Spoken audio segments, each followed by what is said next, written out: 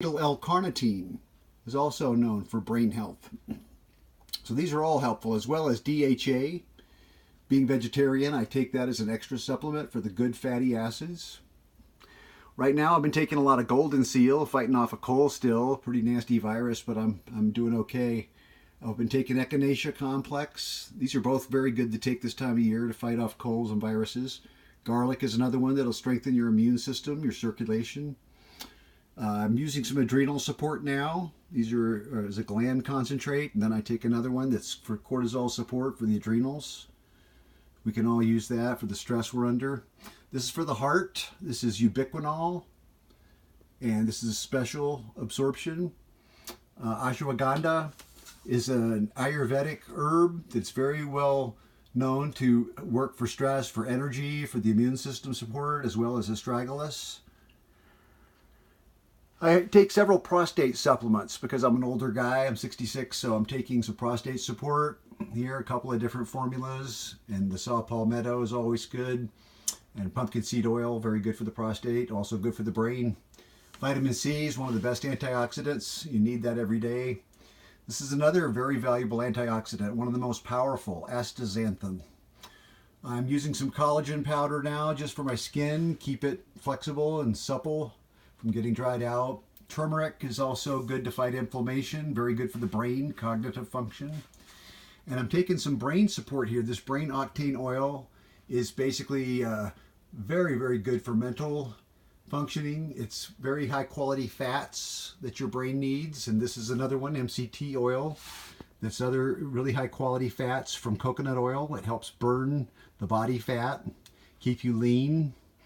I take a little naproxen for my arthritis. Melatonin I use for sleeping, so I take a couple of those supplements. They really do help me relax and sleep. I use some theanine also for relaxation and sleep, as well as GABA, calming the mind, and a sleep formula here with some valerian. So you can see I'm pretty well stocked. That's over 40 supplements that I have, over 80 pills a day that I take. It's a lot of pills to swallow. Not everybody's going to be wanting to rush out and buy that many supplements. You're looking at probably $500-600 worth of supplements right there on the shelf. But I wind up replacing 2 or 3 every week right now, so it's not like I have that expense every month. I would also recommend you look into some kind of stretching. Martial arts can be very good. Tai Chi is an excellent way to stay flexible, especially into older age. I believe that yoga has many, many health benefits. I do some yoga stretching every day. I find that's very important for me. Some deep breathing exercises can also help. Most people don't breathe deep enough. They breathe very shallow, so you need to get rid of that old air, get that body going with good oxygen moving through your lungs, and get that blood circulating. Exercise is vital. I feel like you have to use it or lose it, so try to keep moving even into advanced age if you can, if you're able to physically. The more activity you can engage in every day, without stressing yourself out too much, that's very important. I believe in meditation. Try to find a meditation that works for you. Sometimes I only meditate 10 minutes a day, but try to do it at least once or twice a day, sometimes for longer. I use different kinds of meditations. A lot of them online on YouTube are very good. Lately I've been doing some chakra balancing meditations. I'm finding that very powerful. The chakras are energy centers that are located on your spine all the way up to the top of your head, to the root of your base of your spine. There are 7 chakras, and so that's worth investigating if you're not familiar with those, and find out about the energy in those parts of the body and how you can clear up any blockages you might have. Most people do have blockages in at least one or more of their chakras. I believe also that having a purpose in life is very important. Finding a spirituality to life in whatever way that is for you. If it comes from religion, that's okay for some. Nature is good for a lot of people. The arts can also enhance that, I suppose, and just your day-to-day interaction with people even.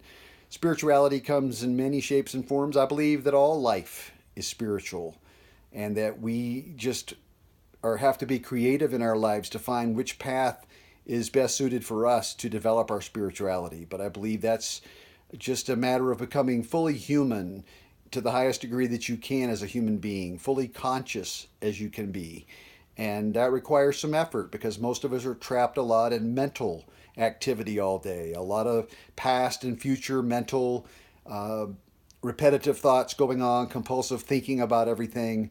And we need to find time to uh, relax a little bit, detach from all that thinking, that object consciousness, find time for space consciousness, time to just acknowledge the silence in, in space between things and quiet time.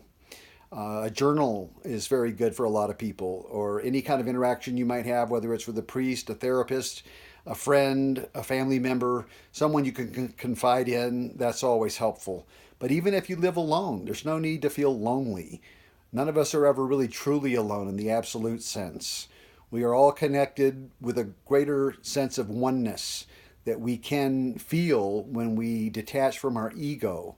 So I find all these methods that I've just described to you, supplements, food, personal activities, these all can be helpful in guiding you. I've come a long way in the last 18 months myself, getting off a lot of heavy drugs, pharmaceutical drugs that I had been prescribed for many years erroneously.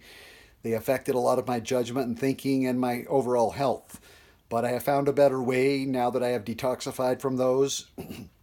I am now moving on towards better health every day. If you need to do a cleanse, if your body is not in very good shape right now, you might need to start with a cleanse. I recommend looking up the Candida cleanse as one way to start.